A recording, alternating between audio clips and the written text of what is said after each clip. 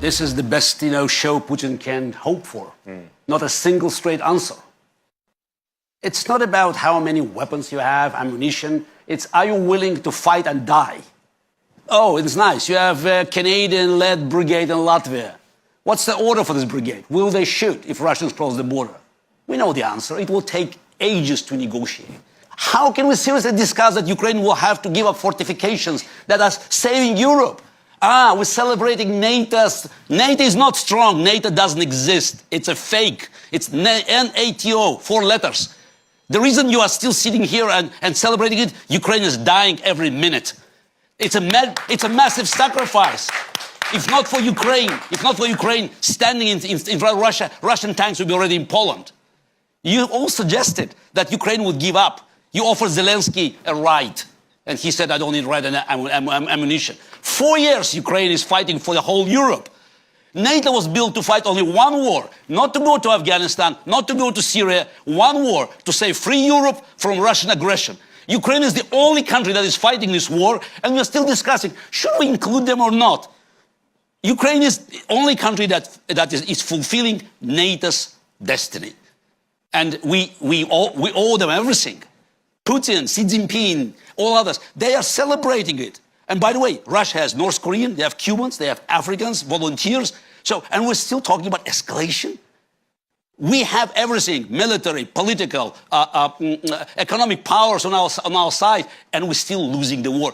It's thanks to Ukraine, Russia is not fulfilling Putin's dream of restoring a Russian empire. But if, God forbid, Ukraine is forced to make this deal, then very clear, Putin will realize his dream. And then, guys, you're next, but you are not willing to fight.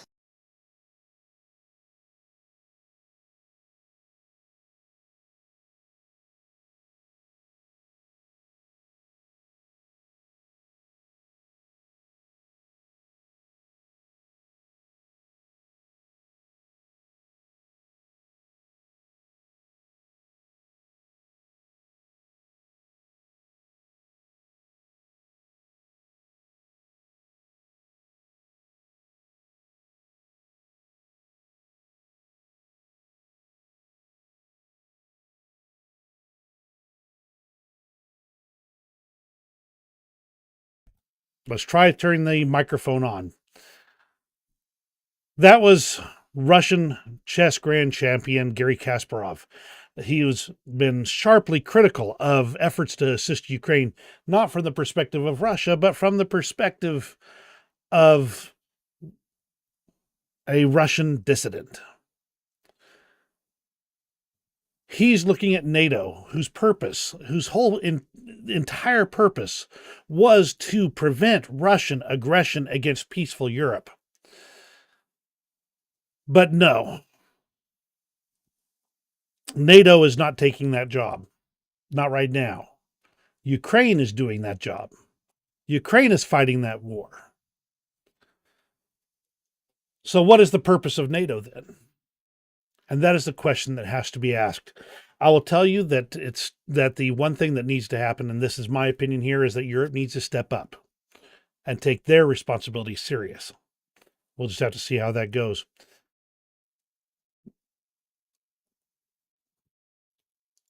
Let's go ahead and switch over to some other stuff here. In fact, let's talk about this for a moment or two longer, but not long here. This post by Olena Tregub talks about Garry Kasparov's commentary. So I'm going to quickly read through part of this here. The uncomfortable truth is this. Sometimes I feel almost apologetic that Ukraine as a country, a society, a nation, turned out to be far stronger than either Russia or the West expected. Stronger than many would prefer to admit. We are still sovereign. We are still fighting back. We still manufacture our own weapons. We speak our own language and defend our own territory. And sometimes it feels as if, for many commentators from east to west, life would be easier if Ukraine had simply been overrun. If Russia had occupied us quickly, the conflict concluded, and the world could move on. They assume, wrongly, that Russia would stop there. Ukraine would be sacrificed and they would return to normality. No more uncomfortable truth. No more obligations. People don't say this openly, but I feel it every day in international conversations. Russia's strategy, cognitive warfare strategy, is to make everyone fear it, to paralyze Western decision making, to convince societies that helping Ukraine is too risky. One of the most striking paradoxes I encounter in Western capitals is that people are more afraid of Russia than Ukrainians are, even though Ukrainians face Russian bombs every day. This means one thing: Ukrainians have not fallen to Russian cognitive warfare. Western societies have. Ukraine is not the weak link in this war. It is the strongest part of the equation. And it is time the West understood that. So that's the perspective, I think. By the way, thank you, Moto Mustard. I saw your comment about the microphone. And Al, glad to see you as always. Appreciate both of you being here. Always appreciate you here. So that's the situation there. NATO is not doing what they were intended to do in this case. And they're waiting to a certain extent for America to step up and do what America was supposed to do. We'll talk about that in just a little bit here. A few days ago, from Natalka here, I had an interesting conversation with someone well-versed in several nuances of the current Russia-China relationship, what you might call from the inside, and heard some curious details that are quite telling about how Beijing views its relationship with Moscow and how it sees the relationship evolving in the future. You don't need to be a world-renowned diplomat to notice the obvious distance China carefully maintains in its dealings with the Russian Federation. Ironically, in Russia, this distance is either ignored or, if noticed, cannot be fully understood. China is still, albeit with noticeably less enthusiasm, presented as a partner in a multipolar, deglobalized world, despite the clear mismatch in how the two countries envision and conceptualize the future. Beijing's vision is diametrically opposed to Moscow's. But first, let's look at the current state of affairs. In diplomatic contacts, including at the senior levels, China avoids any long-term economic projects with Russia. It is not interested in investments, technology transfers, or developing production on Russian soil. This is predictable from a risk-benefit perspective.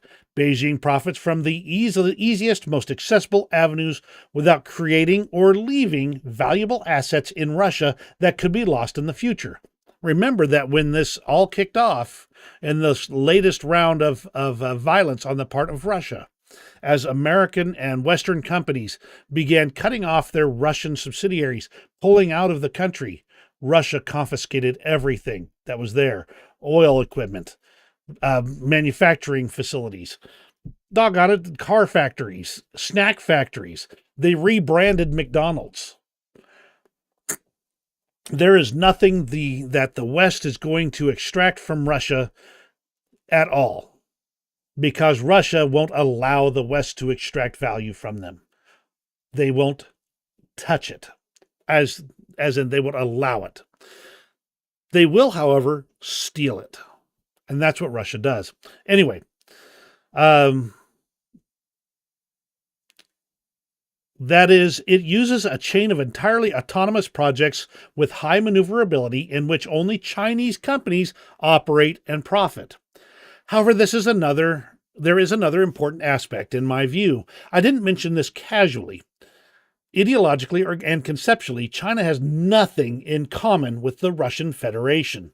Moscow consistently promotes the idea of isolating the world into blocks centered around so-called regional powers, proposing a political situation reminiscent of the 19th century, mixed with the era of the Iron Curtain: separation, lack of global connectivity, reliance on autonomy, and external non-interference.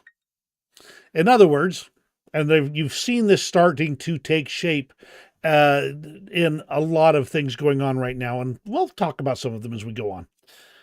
In other words, the U.S. pays attention to North and South America, but ignores Europe and Africa and Asia, leaving Asia to China, leaving Africa and Europe to Russia. spheres of influence. That's their idea.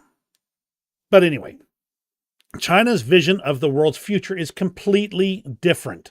A concentration of globalist ideas, perhaps even more radical than those once proposed by Western visionaries. A tightly interconnected world bound by economic cooperation in which China serves as the main scientific, industrial, and trade hub. In other words, China supplants the United States, which was in this very role for decades. And we have, as a nation, profited amazingly from it, becoming the largest economy in the world, hands down. So that's what China wants. Russia wants to parcel up the world. Eventually, they want to control all the parcels. Make no mistake, they do recognize that they don't have that power at this point in time. But if they can start by kicking the U.S. out of their sphere of influence, they can then create the situation where they can take over the next sphere of influence and the next, eventually controlling it all over hundreds, maybe decades, or even hundreds of years. They would like it sooner, but I don't think even they have that ability. China, on the other hand, is willing to play the long game. They will absolutely deal in items that they will never profit from, if they can make it so their country profits from it in the future. In other words, China wants to become what the U.S. has been, the center of the world, the one that determines how the world works. China pragmatically gives Russia exactly the resources that serves Chinese needs in the short term. Resources to fuel military hysteria in Europe and the United States. While Germany is busy making shells, it cannot produce machines for the global market. While Americans dream of war with cartels and containing communism, they miss strategic investments in science. The universal trend toward military production undermines and weakens the economies of the countries following it, further emphasizing China's growing influence and capabilities. In the long term, this could very well become the first war in world history where the victor doesn't fire a single shot. And that's the economic and geopolitical war China is waging. And that's the reason why, even though they work together, China and Russia will never truly be able to work fully together. Their worldviews do not integrate. Now, the big news out of the last few weeks here has been the new peace talks, which started with a 28-point plan proposed ostensibly by the Trump administration, but it is pretty clear that it was basically a straight list of wishes by the. Excuse me a second, I got to mute a phone. It's just playing too noisy this evening. There, that should kill that.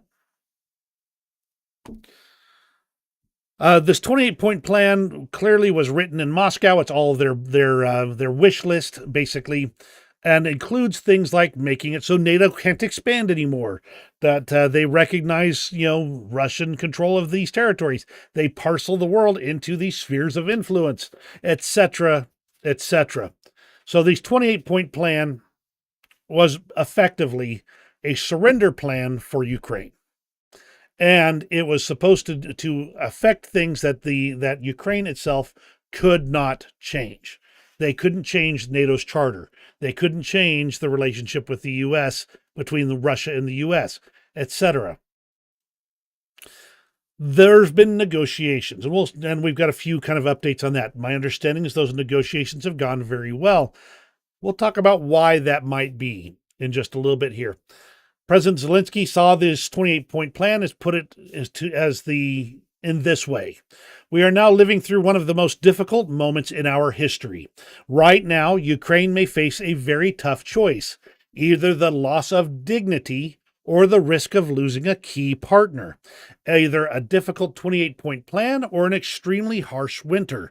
the harshest one, and further risks ahead.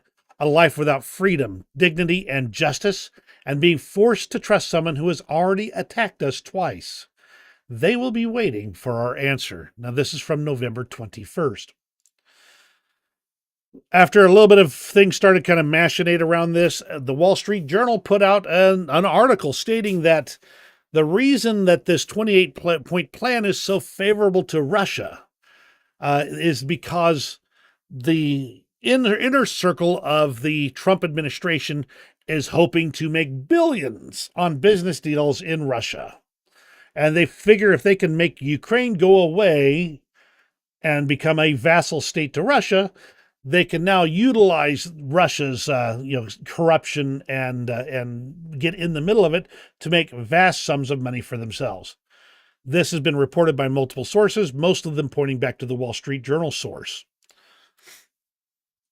In pursuit of business deals, they once again move to reward Russia's aggression, blind to Russia's recent history, blind to the fact that such indulgence has always led to more aggression. Their obsession is money. Money, money, and more money. And in a few years, Ukraine will pay the bloody price. But of course, that never stopped anyone before. Not when pipelines were built after Russia's invasion of Georgia, not when the same was done after Crimea and Donbass, and not now.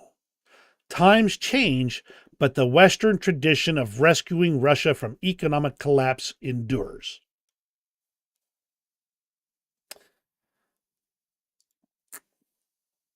But then there's, of course, moments like this. I don't want to play the audio for this. Actually, yes, I do want to play the audio for this. Let's start this over. The end goal is obviously not... We'll take a look here. You can see that's Witkoff on the left, Rubio in the middle, and Kushner on the right. You can observe the person running the camera, pan between them, as Rubio says this. The war, obviously, that's essential and fundamental. We want to see the end of the killing and the death and the suffering, and I'm sure the Ukrainian side, I know they do as well. They want peace. But it's also about securing an end to the war that leaves Ukraine sovereign and independent and with an opportunity at real prosperity. So this is not just about ending a war. This is about ending a war in a way that creates a mechanism and a way forward that will allow them to be independent and sovereign, never have another war again, and create tremendous prosperity for its people. Not just rebuild the country, but to enter an era of extraordinary economic progress. It's a country with, Ukraine has tremendous economic potential. Ukraine has tremendous opportunity for true prosperity. Obviously, you can't do that in the middle of a war like this, but ending the war alone won't achieve that. So the end goal is obviously... So you can see Witkoff and Kushner both look, shall we say, concerned. And I'm using that word very carefully because it's been indicated, at least from there were actual intercepts of Witkoff's conversations with the Russians, where he actually, I believe it was Dmitriev, now that I think about it, but his conversations with the Russians, where he was trying to tell them how to market this to Donald Trump, how to kiss up to Donald Trump to get him to get on board with this. And Kushner is, of course, looking at business deals. Rubio in the middle is talking about peace and prosperity and rebuilding Ukraine. That's not what those two are looking for, at least in accordance with what their current discussions and the current information out there is. I'm not going to claim to know their motivations, just what the results of the actions I'm seeing are. So Witkoff looks uncomfortable. Kushner is looking at Witkoff. Rubio is in the middle, saying the right words. And that's where things get interesting here. And this is speculation on my part. I'm going to state that straight up right here. This is speculation for a moment. Is that Rubio was caught off guard by this 28-point plan and how favorable it was to Russia. By having him there doing the negotiations with the Ukrainians, he's put the brakes on Witkoff and Kushner. And they were hoping they'd be able to railroad Ukraine into finishing things quickly. That's been a lot of what the push was during this time, was for Ukrainians to sign off on this deal and end things quickly. Well, now Rubio's in the middle of it and negotiating back, and there's been positive signs from that. The first deputy foreign minister, Kyslytsya, I do apologize for that pronunciation, described the meetings in Miami as successful with warm, constructive atmosphere. This is them starting to hammer it down. I understand they actually eliminated down to about 22 points instead of having 28, and they're working on the actual details on that, kind of working their way down. Rubio went into this several times, even after the meeting was over, talking about how they want Ukraine to be safe forever, and so they will never again face another invasion, and they want to enter into an age of true prosperity. The Ukrainian-U.S. delegation went into closed-door talks, but afterwards they said they did seem to indicate that things were going pretty well. And this is where things are, this is what I think is a positive note. You can see the large Ukrainian team there for the negotiations, and the just the 3 men for the United States here. This, by hammering it down to a more acceptable level, we then get into a different set of circumstances. One where if an acceptable deal for Ukraine comes out of this, or at least one that is not horrendous, Russia then has to accept it. And there's indications that they won't. Zelensky did confirm that he had been briefed on the latest key points, priorities, and preliminary results of the dialogue, showing that there was constructive progress. According to the president, discussions with the U.S. side were direct and focused on safeguarding Ukraine's sovereignty and national interests. They'll keep working towards the next steps. But again, we're talking about a motivation of profit here, and that's kind of where things get interesting. I think I've got a deal that talks about this for a moment here. Let me see if I can find it now.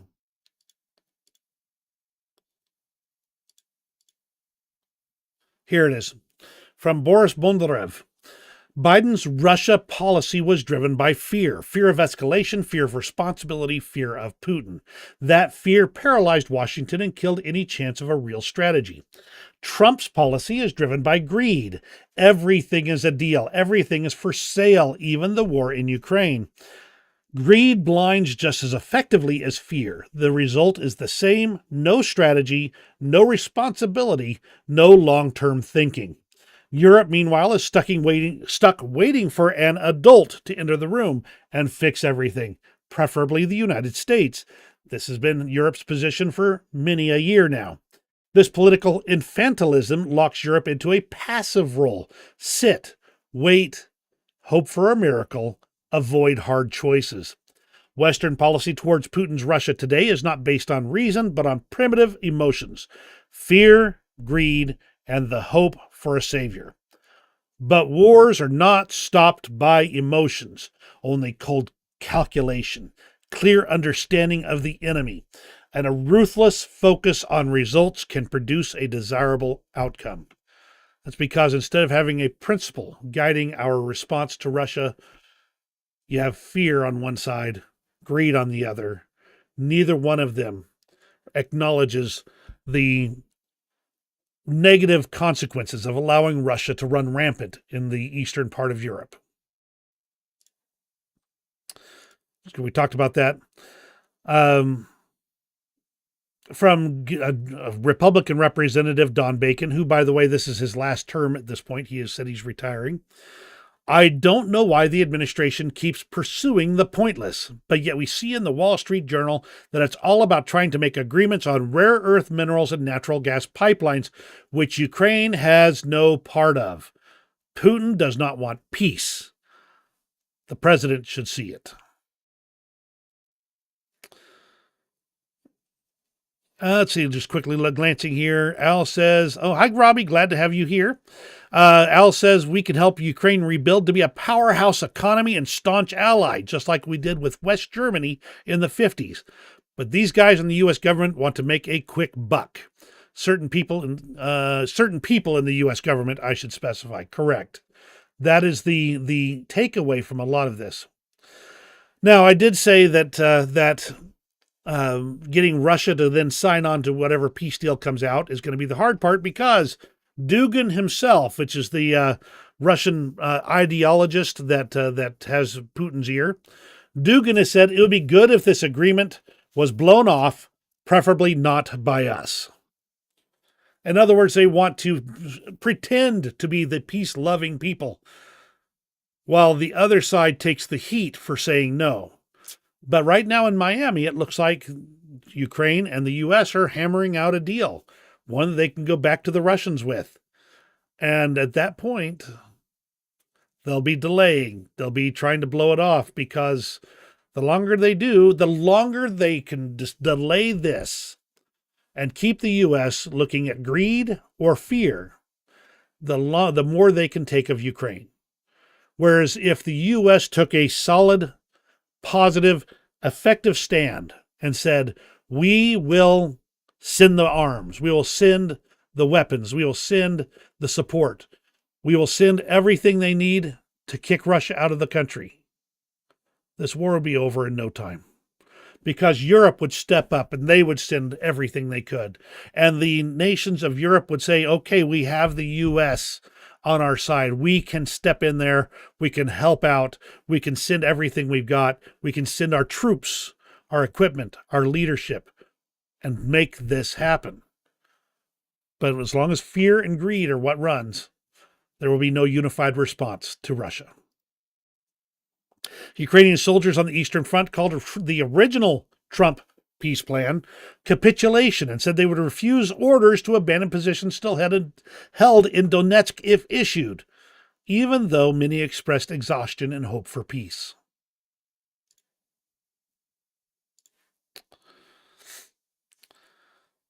From Gandalf, I think that's supposed to be Gandalf, but I'm not sure. If MAGA gives away Ukrainian territory, America's global security system collapses. And this is where we talk about the consequences. You see, right now, if the U.S. effectively betrays Ukraine and lets them become a Russian vassal state, it shows that U.S. promises are worthless. So if the United States recognizes Russia's occupation of Ukrainian territory, the consequences will spread far beyond Europe. It will trigger a chain reaction that collapses the entire security architecture America has relied on for decades. Europe will respond with force. Recognizing Russian land grabs destroys the principle that borders cannot be changed by conquest. Europe will move militarily into eastern Ukraine to stop further Russian expansion. NATO unity will fracture, because the United States would be the one who broke the foundation it created. China will act in the Pacific. Beijing will see the collapse of U.S. resolve as the moment to break American containment. China will push into the first island chain and challenge U.S. positions near Japan, Taiwan, and the Philippines. The Pacific will no longer be a buffer. It becomes a direct, strategic route toward the U.S. mainland. North Korea will exploit the weakness. Pyongyang will immediately pressure or attack South Korea, knowing the United States cannot project strength on two fronts at once. America will either be drawn into a major Asian conflict or forced into withdrawal, ending its credibility in the region. Japan and South Korea will lose faith in the United States. Both nations rely on American protection. If Washington abandons Ukraine under pressure from a political faction, they will no longer consider the U.S. a stable ally. This would shift the balance of power in East Asia overnight. Taiwan becomes indefensible. Remember, Taiwan has those vital chip-making fab factories. With credibility broken, deterrence collapses. China will move on Taiwan, and the U.S. will face a choice between an enormous war or abandoning another democratic partner. The Middle East will shift away from the U.S. All states dependent on American stability, Saudi Arabia, Israel, Jordan, the Gulf states, will reassess their alliances. They'll turn toward China and Russia because they no longer trust U.S. guarantees. All of this begins with a single decision: legitimizing Russia's territorial conquest. Now, he said specifically MAGA. I will state it as the U.S. government, because the person in charge of the U.S. government is the one who's calling the shots. That's the situation that we are in right now. The entire world has been built to make the U.S. filthy rich and keep the world relatively secure. And when the people that are underpinning that and guaranteeing it say we're done, everything goes to heck. By the way, talking about the European and the story about leaking this information, the phone calls between Witkoff and Dmitriev, and I believe it was Dmitriev and I think Peskov, I'm going from memory here, were leaked and publicly. And it appears that a European intelligence agency actually is the one that did the leaking. Now, this is interesting from several perspectives. The thing is that the conversation between Dmitriev and Peskov was entirely on Russian secured communications. So by publishing that piece of information, that conversation, they have burned a direct line into the most secure internal communication facilities of Russia. They've shown that they have a capability, and they burned that capability to bring the information to light. It looks like they may have burned that. It seems like a capability you would not burn on something trivial. And that's what made the difference here. Was it worth it? Only time will tell. Here's kind of the rundown of that, of what I just said. Instead of going through it, I kind of gave a good summary of it right there. I'm going to go ahead and just post this here for you guys to read at your leisure. This is actually a good rundown of that conversation. It was the Dmitriev and Ushakov. There we go. Had that internal conversation that burned that resource, that source. So this talks a lot about the details here. It's an excellent short read. You can be done with it in less than 5 minutes. Of course, Dmitriev is boasting about receiving an American Chamber of Commerce Award for fostering U.S.-Russia dialogue from a chamber based in Moscow. So I don't know who thought this was a good idea, but yeah, welcome to modern America sometimes. Our European allies are already preparing for a future where U.S. support is limited. A French-led war game in Romania showed Europe's eastern flank defending alone, while Trump's drawdown raises fears allies may face Russia without American backup. And the truth is that the European-only war game showed some pretty tremendous weaknesses. They often rely on U.S. Heavy lift capabilities, logistics capabilities, and they're discovering that they don't have that native capability. So they are determined that they're going to need to do something about this. Question is, will they? India, for a brief time, was looking seriously at buying American jets and equipment. That appears to have hit the proverbial trash can here. And they are now going back to Russia to buy the Su-57 fighter jet. Be interesting to see if Russia can actually produce enough of those to sell. And an S-500 air defense and S-500 air defense systems, I should say. India has once again said, yeah, you know what? Not worth it messing with the Americans. We're going to go back to Russia where we know we can get the equipment. You remember Valery Zaluzny. He's currently the Ukrainian ambassador to Britain. But he says that he believes the most realistic end to the war may be a prolonged pause in fighting, with both sides using the time to rearm and prepare for future clashes. Victory is the collapse of the Russian Empire. Anything less is just continued war.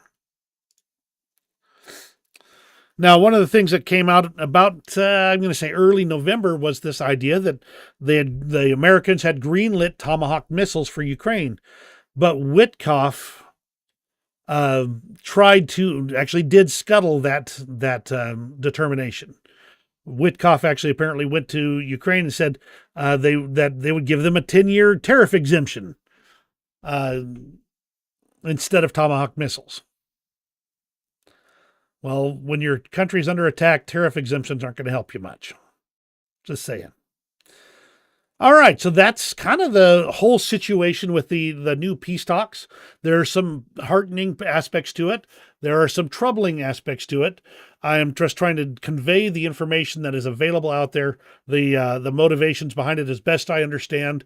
Understand that we're going to find out if this is true in the short order here. Some things appear to have had the secrecy has been blown, and therefore they weren't able to necessarily seal the deal.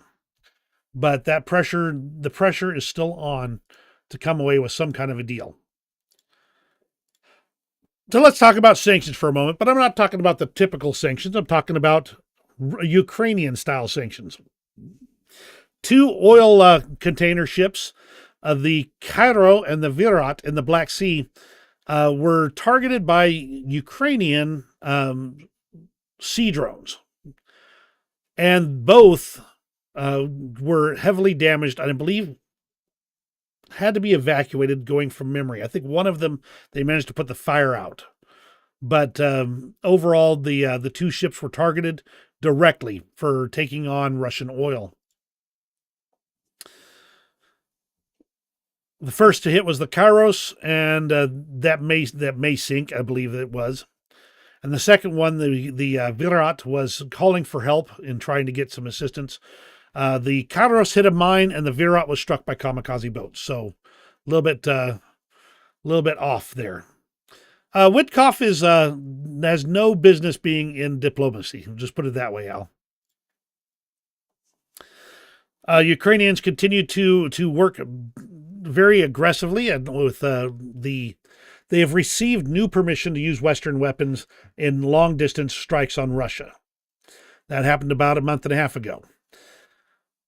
The Baltimore Military Air Base in Voronezh, Russia, they show a successful deployment of cluster munitions from ATACMS missiles striking the base. So, or at least I should say, deploying in the air over the base. I never did get a good report of the damage, but overall, this looks like a successful usage of the ATACMS missile with a cluster warhead deployment.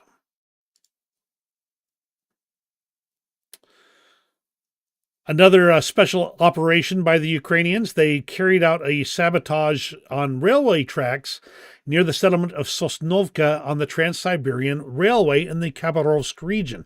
This is the line that Russia uses to get North Korean supplies to keep their war going. Now, interestingly, I think I've still got this later. The reports are that North Korea has spent no more than half of what they had before, and may in fact be sending no weapons at this point in time. But there's things to discuss on that one.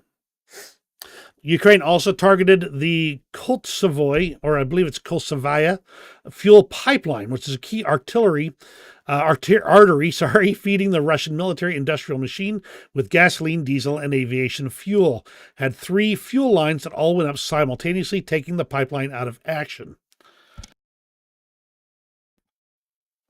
This was back on November 1st, and I've done some additional research. I've seen no indications that these pipelines have been repaired as of yet. And the other indications are that this may be permanent damage, and they will need to be fully replaced, at least in these sections. Here's another Turkish-owned oil tanker at this point, sinking off the coast of Senegal. That's right, this is another Shadow Fleet vessel that was targeted. Now, this one doesn't say how it was targeted, just that it was sinking. Sabotage? Direct attack? No way to tell at this point in time. But you can see that the name is halfway submerged, and that should be well above the water. Here's footage of the Kairos crew evacuating after it was struck by Ukrainian naval drones. This is a fairly orderly and I would say not rushed evacuation. You can see them taking necessary survival supplies and walking, not running, to get to their evacuation points. So interesting to see, and clear that the attack was measured. More drones struck the Afipsky oil refinery overnight. Again, this is just repeated strikes on Russia's oil infrastructure. Already talked about that. At this point in time, as of November 30th, that would be today, there are no oil ships that are docked in the port of Novorossiysk. Now, there was some direct targeting of Novorossiysk done, so my understanding is that the fuel and the oil delivery equipment is damaged and non-functional. I do not know how long that's going to stand, but I don't think any of them want to be sitting in port stationary at this point in time. And that is Ukraine-style sanctions. So there's been some other things going on in Ukraine, and some of it is kind of troubling. There have been a variety of corruption probes, and they've been bringing people to justice. One of them may have led right to the door of Presidential Chief of Staff Andrei Yermak. Now, Yermak has been at Zelensky's side for many years now, and he has voluntarily resigned from the position. There was a search on, my understanding, his office, but there have been no charges laid at this point in time. That said, many people have thought that Yermak was an anchor holding back the presidential administration. Whether he is or is not, I don't have the visibility into the situation to say. But understand that there has been some kind of an investigation and has resulted in the resignation of the chief of staff. President Zelensky also appointed Oksana Markarova, who used to be an ambassador to the U.S. She is now an advisor on Ukraine's recovery and investment. This puts her at the middle of post-war reconstruction and economic engagement. Many people have said that, like I said, that the exit of Yermak is the right decision. It's a confidence-building measure that'll dispel doubts and strengthen trust with Western partners during peace negotiations. Again, I do not have visibility into this. It's possible that this is very true. I just don't know beyond what I can read how much this is true. Of course, Russia continues to attack Kyiv and cause casualties, striking civilian targets. They've been making a particularly heavy set of strikes on the energy sector. It's challenging, to say the least. In Vyshhorod, in Kyiv region, rescuers continued clearing debris and inspecting the area where a Russian drone struck an apartment building. 1 killed, 19 injured, including 4 children, 146 people evacuated. This is Vovchansk now. If you say you don't want to be part of the Russian world, they just flatten and destroy everything. Ukraine did strike on Belbek Field in Crimea, occupied Crimea. There was an attempt to scramble some fighter jets to block the attack, but my understanding is that it took over an hour for the alarm to finally be raised, and several other attacks were carried out at that same time.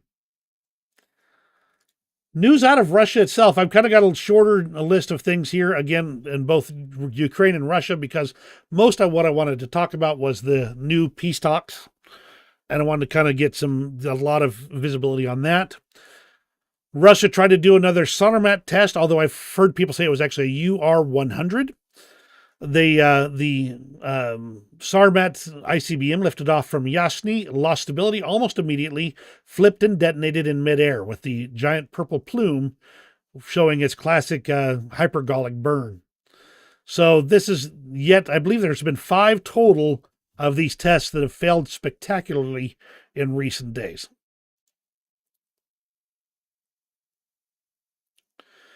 This is the Russian barracks in Novorossiysk. This is back from November 13th, with likely missile fuel burning from the destroyed Russian air defense battery there. My understanding is that there was several follow-up attacks on Novorossiysk, which has been a target of repeated strikes since then. And finally, this is back on October 23rd. Russia is finally calling up their reservists. They're actually using them, putting them in trucks with rifles and light arms, and sending them to various places to shoot at drones, Ukrainian drones. That's because Russia is running out of air defenses that they can place around the country. They focused most of their air defenses on Moscow itself, with small amounts elsewhere, and anywhere that's not directly protected near Moscow gets some reservists and a truck and an AK. Families of Russian soldiers used as cannon fodder near Pokrovsk share the truth about Russia's meat assaults, saying they are horrific and unbearable conditions with no food, no water, no dog tags, no proper clothing. They're asking the Russians for help to bring their boys home. And this is the problem with Pokrovsk. Now, Russia has more willingness to burn persons, burn their own citizens, than Ukraine does, which is why they take territory. They just throw wave after wave at the problem until finally they've pushed through enough to consider the territory captured. This was an interesting one to watch here. This is a Caliber fired straight from the pier, meaning a Caliber cruise missile fired from the ship.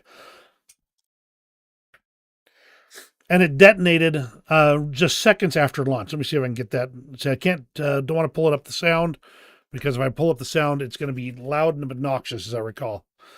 But the other missiles look like they just went to the exact same place over the horizon. But this one, first one right here, you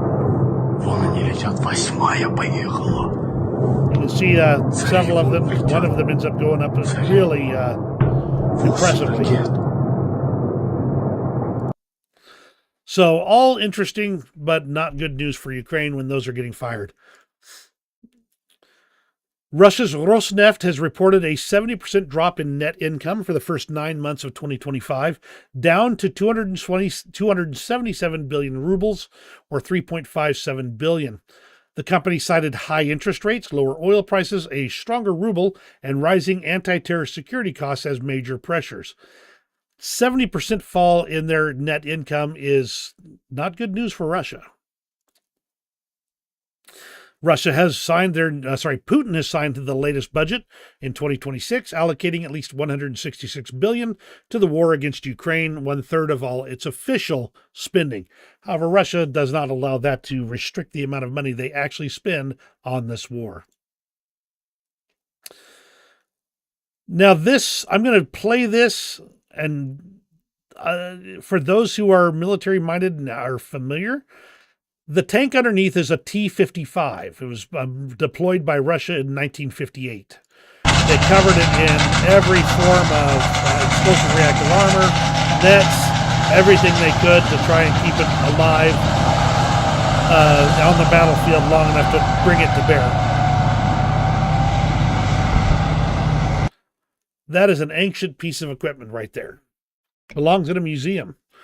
But that's what they're having to do at various points in time. Now, they've got plenty of other equipment, and honestly, it appears that Russia is cranking up the armaments production, hoping to stay ahead of the rate they burn in Ukraine, so that they can start setting aside some for a conflict with Europe. That's what I'm seeing happening. So they're burning their old equipment like this. And to be honest, if you can get the gun there, it's a perfectly fine gun. It's still a gun that you wouldn't have on the battlefield otherwise. But it looks like they're burning this old equipment so that they can save as much of their newer equipment as they can for an inevitable conflict with NATO. Yeah, that would be like giving them M48s. The M48 is about the right era and about the right time. Yeah, and the truth is, Al, that, again, if you can get it there, you can get the gun brought to bear, you can fire the gun. The problem is that none of that armor would survive on the battlefields of Ukraine for long. A Chinese company has acquired a stake in a Russian drone component supplier under sanctions. This gives them a more direct line between China and Russia to send stuff through despite the sanctions.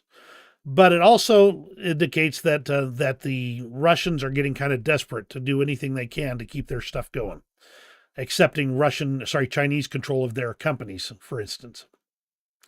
So let's look at things on the international front. Got a few items here, not a ton. Now, this was reported. I've looked for additional confirmations. I have not found them yet. But I've also noted that Germany has stopped publishing the assistance that they're sending to Ukraine. And that is because that's basically free intel for the Russians. But according to this, Chancellor Merz has announced that the long-range German missiles are finally on their way to Ukraine. And this is where Europe finally breaks with America. If they can start picking themselves up by their bootstraps and taking a lead role instead of a follower role, they can turn the tide here. North Korea has halved its ammo shipments to Russia, supplying none in the month of September and only a very small amount in October, likely due to diminished stocks. And with Russia's oil industry now on borrowed time, it's doubtful that Putin's cash will be available to buy much more. Now, as always, the West has found ways to save Russia from collapse. Just saying. Hopefully they get away from that this time. Green light on Tomahawks, but this is from back on October 31st. Again, there have been changes in that situation since. A Polish judge refused to extradite a Ukrainian citizen to Germany, arguing that if Ukraine and its special services carried out a mission to destroy enemy pipelines, such actions would be lawful during a just war. The judge emphasized that Ukrainian soldiers, including special forces, cannot be labeled terrorists or saboteurs for defending their country. And it surprises me not at all that Poland would have a judge that would do such a thing. Poland is really, really giving Russia the side eye right about now. The Polish Prime Minister Tusk reminded allies that NATO was founded to defend against Soviet or Russian aggression through solidarity, not selfish interests, expressing hope that these principles remained unchanged. And we talked about that. Of course, Viktor Orban, always being the pro-Kremlin man he is, said that Ukraine should be a buffer state between NATO and Russia and that they should not allow Ukraine into NATO, as always. Ukraine and Norway have signed an agreement to jointly produce Ukrainian drones, and I believe this is going to have a pilot production line in 2026, and the goal is to produce both in Norway and Ukraine. That was my understanding from other sources. Once again, Poland, their president has canceled a bilateral meeting with Hungarian Prime Minister Viktor Orban following Orban's recent visit to Moscow. He's limiting his trip to avoid direct talks with Orban. But there are many citizens of the Eastern European countries that have a lot more personal view of this. Residents of Lithuania's smallest town, Panemunė, which I'm sure I've just butchered that pronunciation, look across the river every day at a huge letter Z on a house in Sovetsk and are preparing for a Russian invasion. They're staring down the barrel of a gun and somebody's taking away their ammunition. There was today a MiG-31 showed up near the Polish border, and they actually fired up their air defenses this time instead of letting it just go unchallenged. If Russia keeps it up, somebody's going to shoot down something Russian soon. Just saying. Now, this is not directly related to Ukraine, but it is interesting, and I'm just going to summarize it real fast. This is a civilian car hauler in the Chinese civilian fleet. And they've installed this laser targeting system, a directed energy weapon on it. It's just they rolled it onto the top, installed it, and they were testing using it from the upper deck of this civilian car carrier. Now note that this civilian car carrier can also roll up on a beach, drop a ramp, and quickly unload all of its cargo. Sound familiar? We'd call that an amphibious landing. They're preparing. And they're preparing aggressively.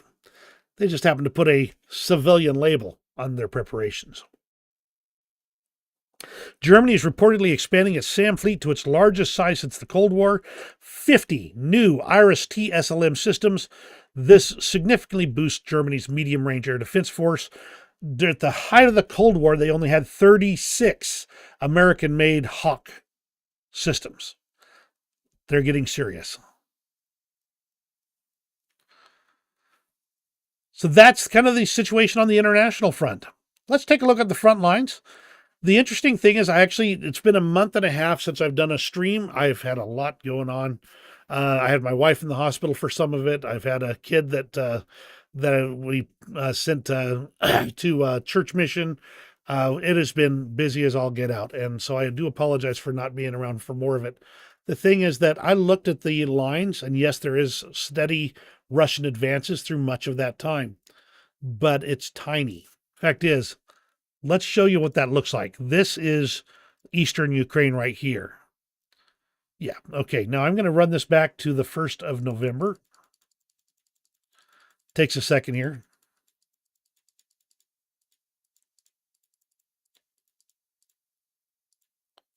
This is from the 1st of November. There are some areas that do change, but look at how small the changes are in the overall context. Some of them are even Ukraine pushing back. That's the changes we're looking at right now. That's it. From back on November 18th, Ukrainian forces crossed the Oskil River from the east and liberated the Long Island off the coast of Kupiansk. And this is critical territory. You can see this island right here. It's just kind of really close to Kupiansk right here, with just the Oskil River right there. And the Russians were apparently floating cargo down the river, getting it to this island, and then using that to cross into Kupiansk itself. Nothing I want to talk about on this map. Major drone attack from the Ukrainians striking Sevastopol, with numerous drones spotted headed towards the city. You know, to a certain extent, Crimea is a liability for Russia. They put their equipment and their people there, and they're not being protected. Ukraine struck energy infrastructure in occupied Donetsk region. In fact, the Russians have said they're not going to repair a lot of that damage. They're just not going to do it. They're going to let those areas basically die until this is all over.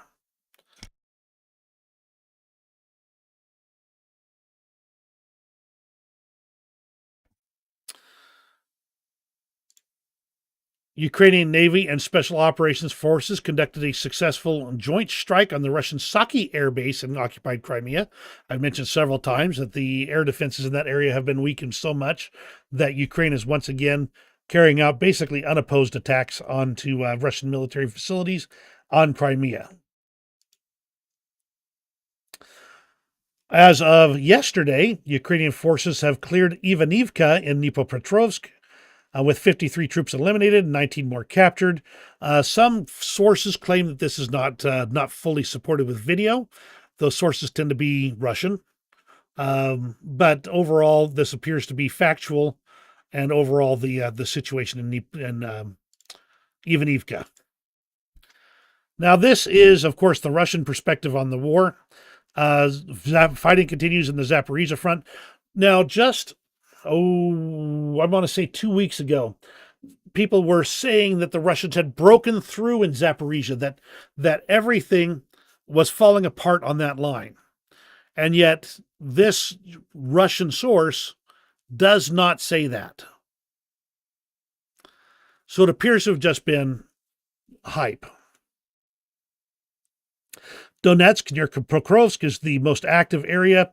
Talk about the Russians continue advancing towards Hugapol, and the Ukrainians are counterattacking with fighting going on in Dobropilya. Now, I've heard other things about Dobropilya, but I'm not going to make a call one way or the other.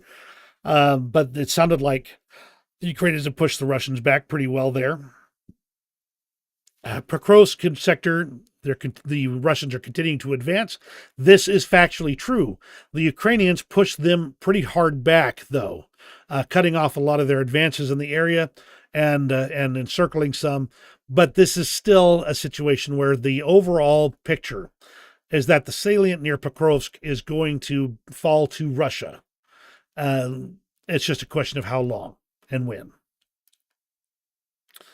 Lots of fighting, basically lots of things where the Russians say they are just fighting. They do claim that they are advancing near Korovi Yar, and fighting continues in Yampol. Kharkiv front just says no changes in the operational combat situation. He says progress in the Volchansk and Vilcha areas.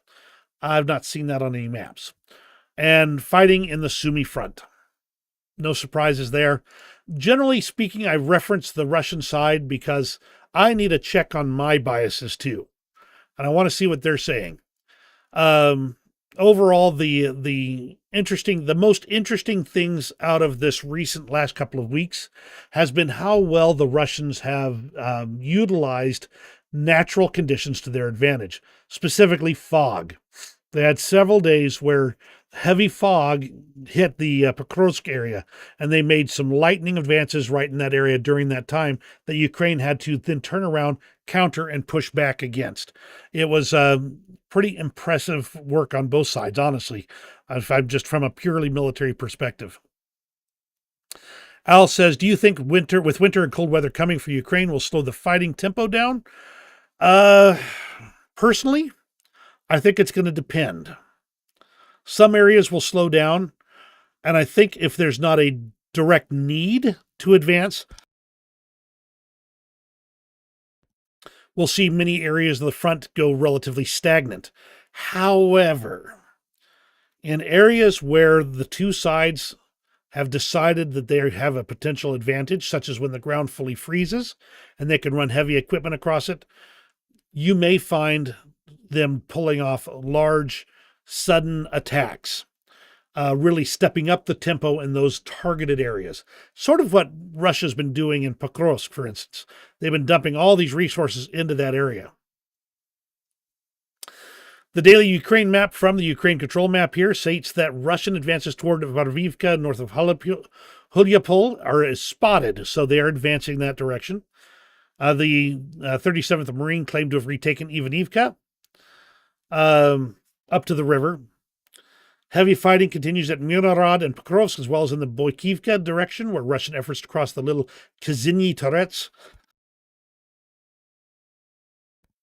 continue with more sunk equipment. And this is kind of just a good general summary of what we're kind of seeing on the front lines.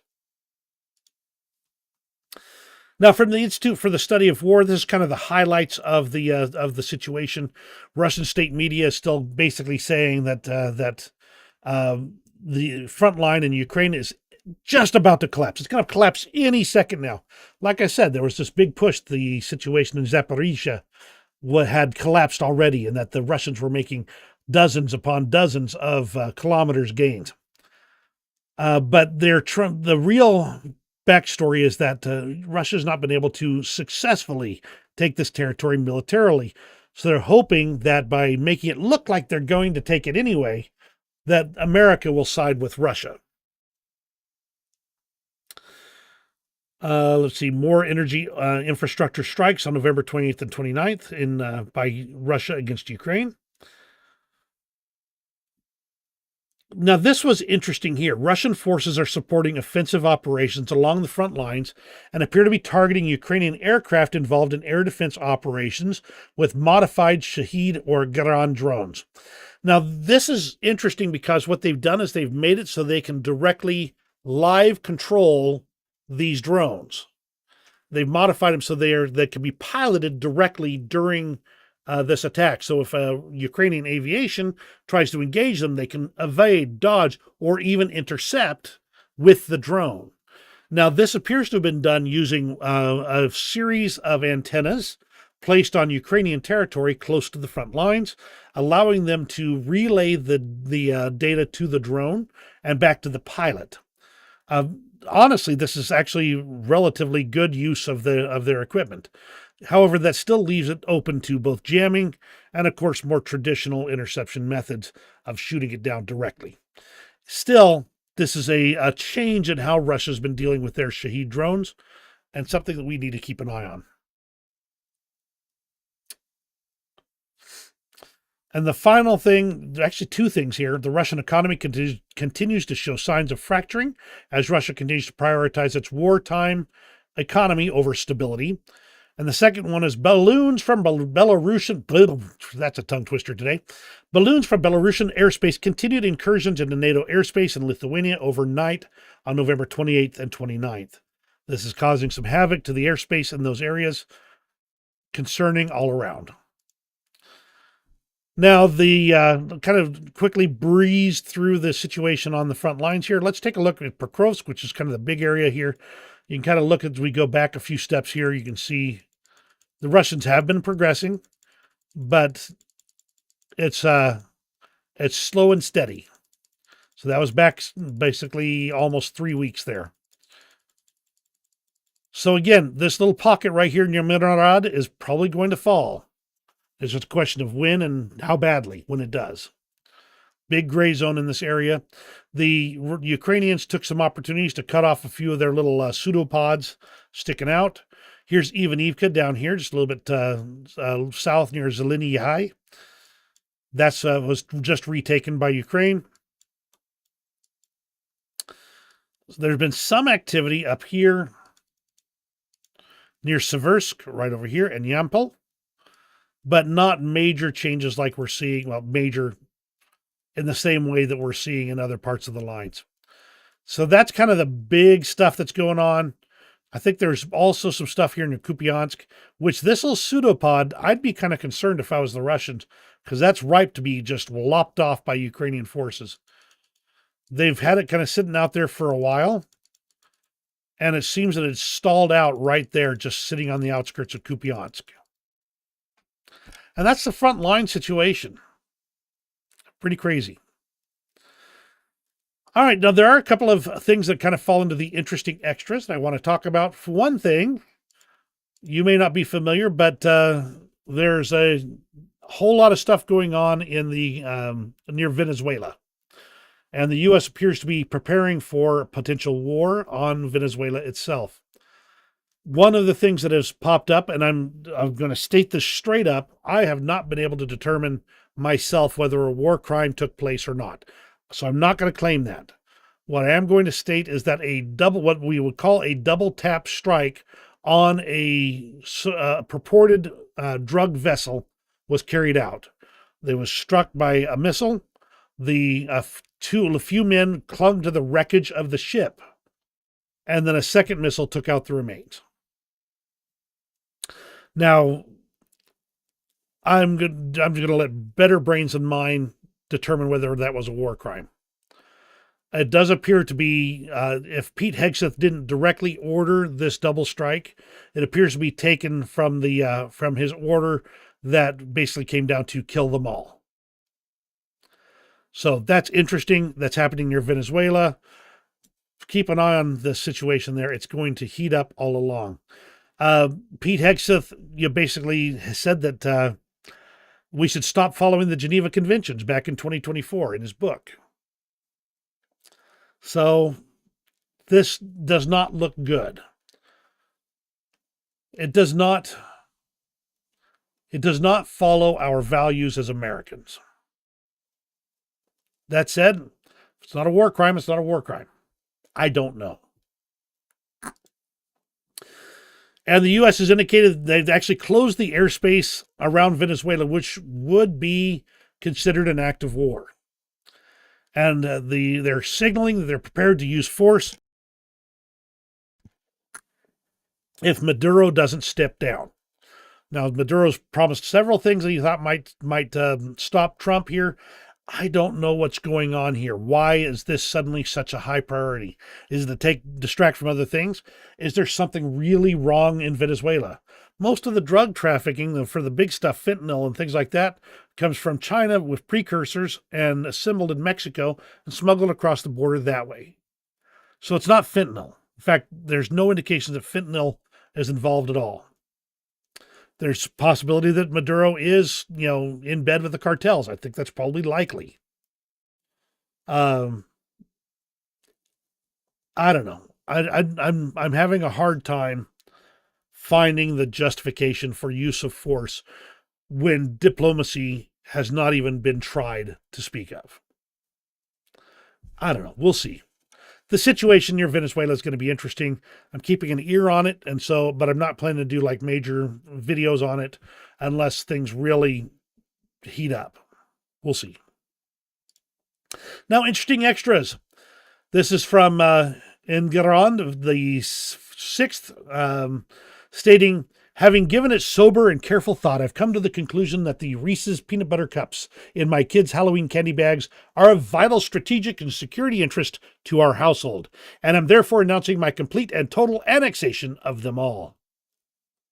I thought this was hilarious. Just thought you'd like to see that. That was from back on November 3rd. It was fun. Now, if you watch carefully, you see this man has got a cap on.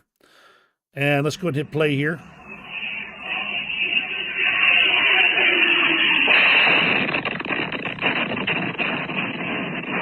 No cap. You can see it on the ground there. But man, I'll bet you he's having trouble hearing anything now. That was awfully close. That was in Kharkiv, as I understand it. Kharkiv. Out of Odessa, Ukraine, air defense teams work to shoot down Shahed drones over the city. Homeless dogs seek shelter in a mobile phone store. I'm always amazed at how much care the Ukrainians have for their animal companions, even those that are homeless. Letting them in there to take shelter from the attack. Of course, this cat passes in front of the lens of a Ukrainian drone. Here, let me back it up here. Це що таке? І як оце взлітать? Ну, сейчас кадешку грызанем. Та ні, що це... Балбесно. Checks it out, marks it, and then heads on its way. Super cute. Now, this one here is a 1 minute, 22-second video, so I'm going to go ahead and start and let it play. There is some text that explains the going on. Short story, cat fell into a 10-meter well, and it took a lot of effort to rescue that cat in Kharkiv and return it to its owner. Еще отпускай. Отпускай. Да.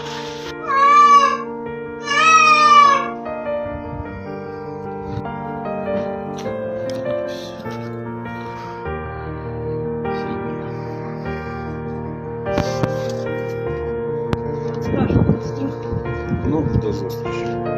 Спускайте потихоньку. Еще чуть-чуть.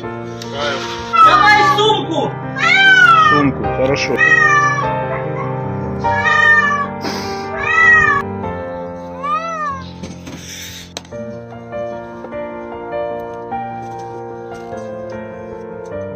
Котик, что, спасли тебя? Живи долго. Мы уже закрыли все. Відкривайте. Вон ваша киця сидить, відкривайте. Девочка. Все.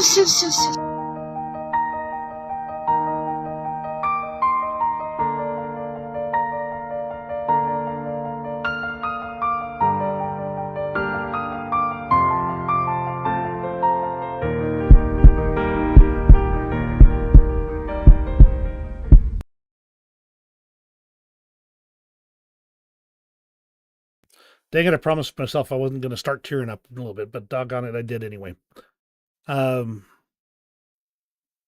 Just as a reminder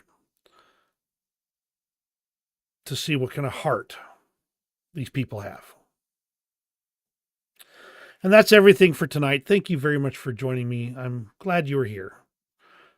While it's been a rough month and a half or so for me, it's been even rougher for the people fighting on the front lines of Ukraine. And yet they fight on. And they don't lose who they are. So once again, thank you so much. You guys have a great rest of your day. Thank you, Al. Thank you, Robbie, for coming in.